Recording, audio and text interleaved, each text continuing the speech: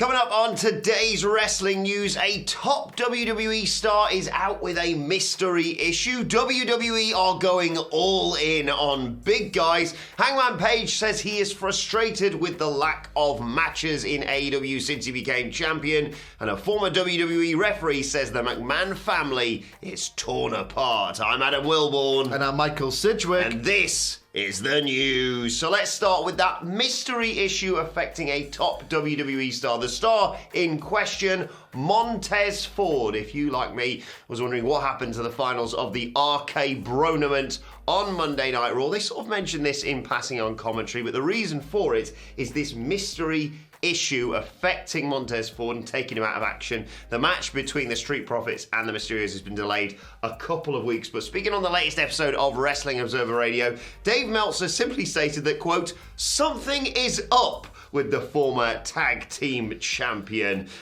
He said, I don't know if it's injury, illness, or whatever, but he does hope to have an update on the situation soon. Intriguing this. Normally we get immediate response when it comes to an injury. We're told exactly what the issue is and probably how long we could expect them out for. The fact that they've re-advertised this match for, I think, the 27th of December, fingers crossed, means it's nothing serious. My mind, and we are purely speculating here, when someone is away for a couple of weeks moves to the dreaded COVID. Yes. The fact that that hasn't been mentioned means that is pure speculation on my behalf. But it's annoying this because I really like Montez Ford. You're going to say it on my heart because you got Von Wagner on the brain. Always. It's NXT day, baby. Yeah, I mean, Christ. There's no way to discuss this and cover it responsibly at the same time. Yeah. There are two specific things that WWE never mentions explicitly. We know what one of them are because you've just blurted it out. Yes. There's another one which isn't good either, but all we can do realistically is wish Montez Ford the best in whatever he's going through right now. Hopefully it's a minor issue or a minor version of the worst thing that's ruined everyone's lives for 2 years. It's filling us with dread more and more at the moment. Yeah, just whatever it is, I just hope the guy's okay. Yeah, exactly. By the sounds of it, like I say, the fact he's being re-advertised in a couple of weeks means it shouldn't be anything too serious. Because he feels, just to talk about Montez Ford, like a potential real star for them in 2022. Yeah, absolutely. Like, we talk in the office like nerds. Even when we're not getting recorded, we talk about pro wrestling. And one of the things that comes up, because, you know, part of us, deep down, kind of wants WWE to be better. We are thinking right now, let us know in the comments as well, because we're kind of stumped. What have they got for WrestleMania this year? That is a massive match that isn't like the second or third Roman Brock match, the breakup of RK Bro. We're thinking, like, who's going to win the Rumble? Who's that one guy who's really got all the tools, who's really over, who's got enormous potential? Montez Ford is on the top of that list for me. Yeah, absolutely. He's one of those people. We saw flashes of it. We see it all the time in tag matches. We saw flashes of it when he had that singles match with Roman Reigns. I mean, we're also always speculating as to who the guy is that's going to beat Roman. I'm not suggesting necessarily it's going to be Montez Ford, but if it's not Brock Lesnar, you're kind of looking around going, needs to be someone and they need to push them, and he would be a fantastic choice in my opinion. But yes, get well soon at Montez Ford. Let's move on and talk about WWE's infatuation with big guys, because it is set to continue. We have reported, of course, in the past about them, you know, making those decisions within the personnel, firings basically, because they wanted younger, bigger people effectively. Yes. This has sort of been reflected in that WWE next in line list, all those collegiate athletes that they've brought in, 15 newcomers, and Dave Meltzer, talking all about it, emphasises the fact that, they just want really big guys. He said, with the exception of AJ Ferrari, every guy is 280 pounds and up. It's not like it's 240 pounds and up. It is 280 pounds and up. This guy is 7 foot and 400 pounds. This guy is 6 foot something. He continues. Basically, this is an indication, one would assume, of the future direction of WWE. Yes, absolutely. I can understand Vince McMahon's position, and I can also laugh at it at the same time. I like how his rancid creative that has just fostered so much resentment. Everyone has an inability to actually engage emotionally with the storylines. You feel like you're punished for this. Everyone's either numb. People still get pissed off about certain things. Other people are just used to it by now. And that's like how Vince has just woke up one day and thought, you know what it is? They're not big enough. Yeah. So I feel like it's an absolutely incredibly complicated issue as to why WWE's audience woes are what they are. with the exception of SmackDown, that does very well in the demo, which has been like an unmentioned, like, decent bit of a popularity metric there. But, you know, if you look at where the viewership was 2 to 3 years ago, it's nowhere near even that. So, yeah, I just find it funny how maybe I haven't pissed them off. Maybe they're just not big enough. But at the same time, you know what else goes understated, right? When, like, wrestling Twitter discourse and Reddit or whatever, and I try to get away from it, it's just toxic. Endless debates are incited about why isn't wrestling as big as it once was? Not that it matters, but why can't AEW get the million? Why can't they beat Raw or SmackDown? Where have all the wrestling fans gone? Like, irrespective of the fact that if you look at the Nielsen rankings, wrestling's in a pretty damn good state of health right now. It can never ever go understated just how much absolutely gigantic shredded bodies made wrestling explode.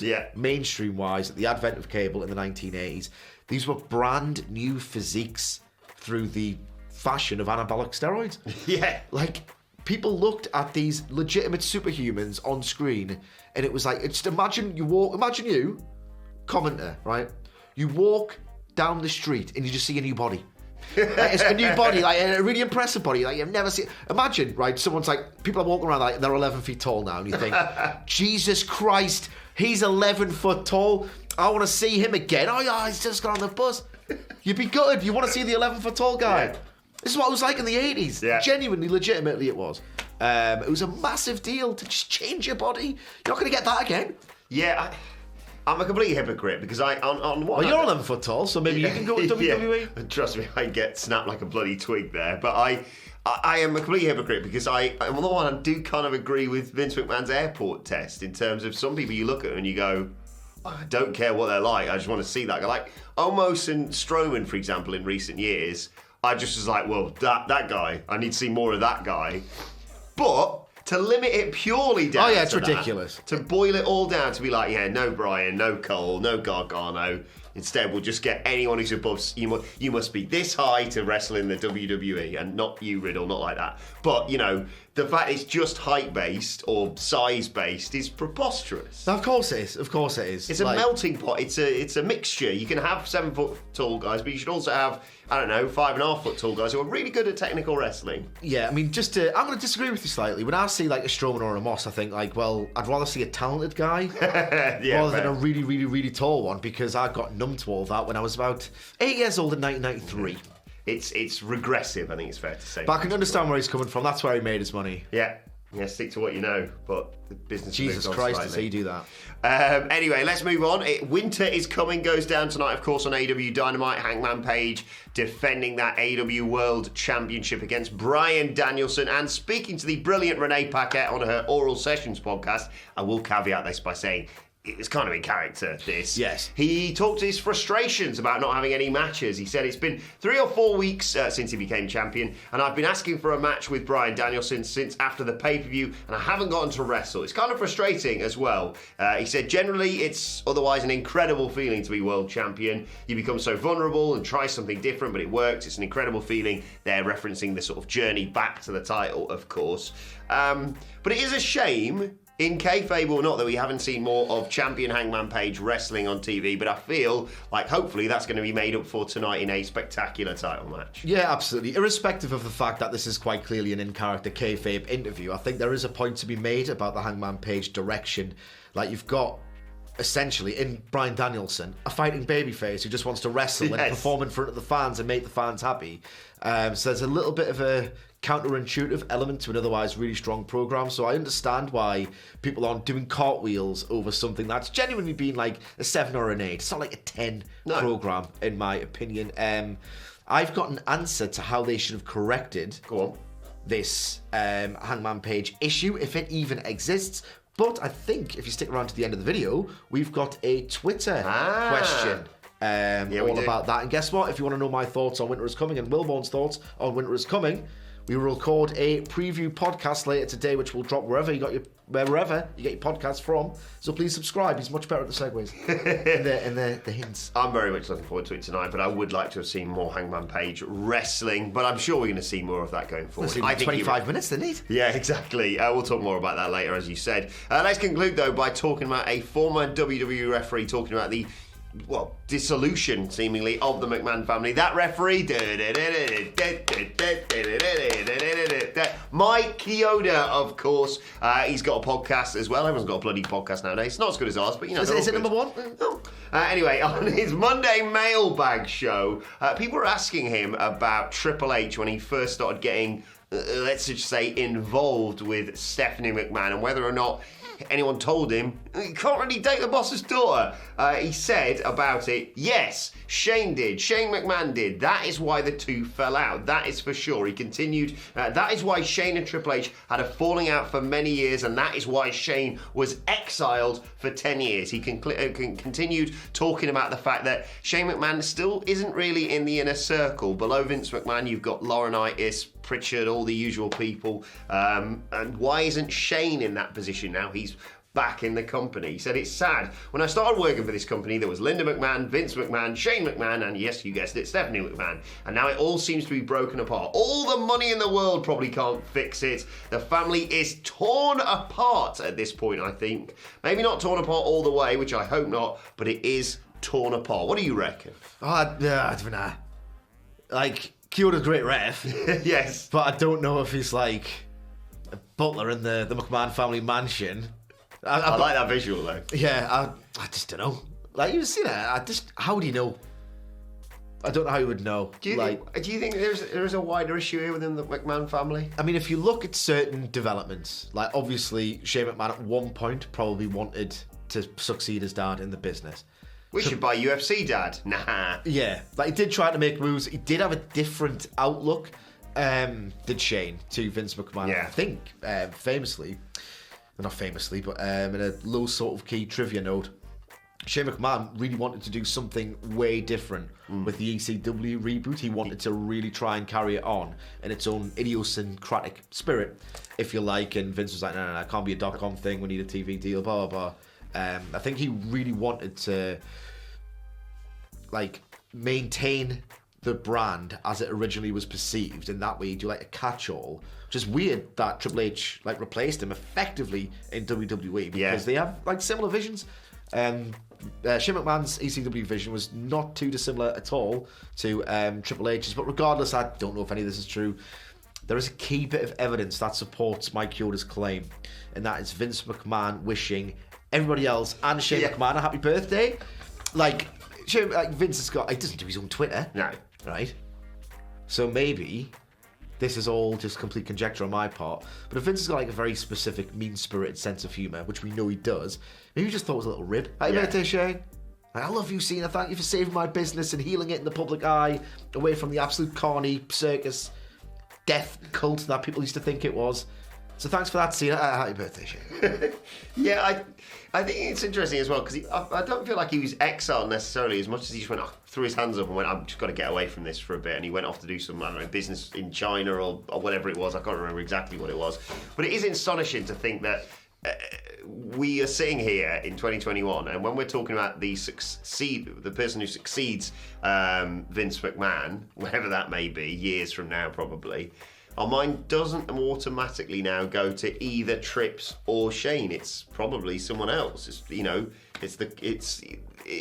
Is it Pritchard? Is it Khan? Is it Laurinaitis? They're already arguably higher up in the pecking order now. Yeah, absolutely. It's quite wild. But you know, these things are Nick Khan, by the way, not Tony. These things are cyclical. Like, you know, John Laurinaitis was completely on the outs. Yeah. In the middle of last decade, the start of it, realistically. Bruce Pritchard was just doing nout. Well, he's doing rubbish stuff in TNA, which is almost nout. Yeah.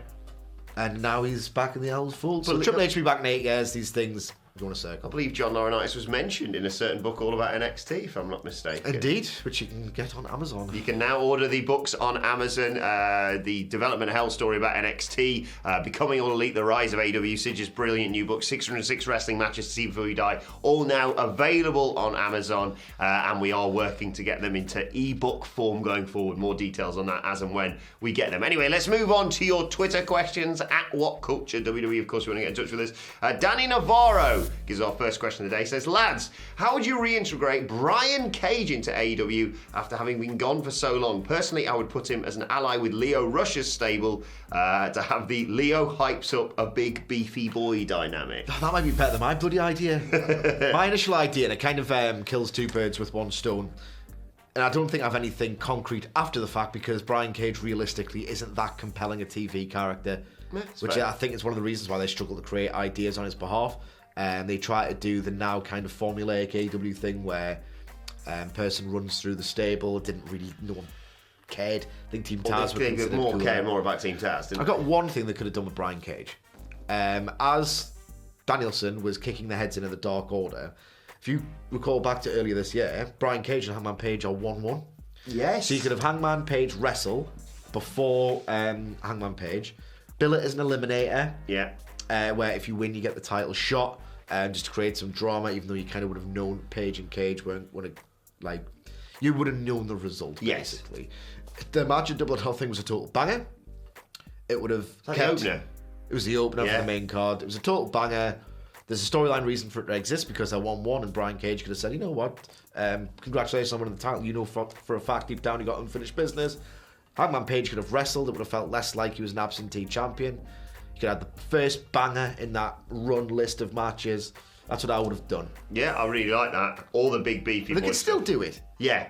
It takes 1 week to bring you back and have him hoist some people all over the place. And people are like, oh yeah, remember Brian Cage? Sweet Jesus. So, yeah, I wouldn't give up on him just yet, Danny. I do like the idea of him pairing with Leo Rush, though, because I love Leo Rush. Show him them glutes. Oh, that was awesome. It was so underutilised then, and they just fed him to Balor, didn't they, at WrestleMania? Yeah. Whoa, Comic Zeus on Twitter says, ooh.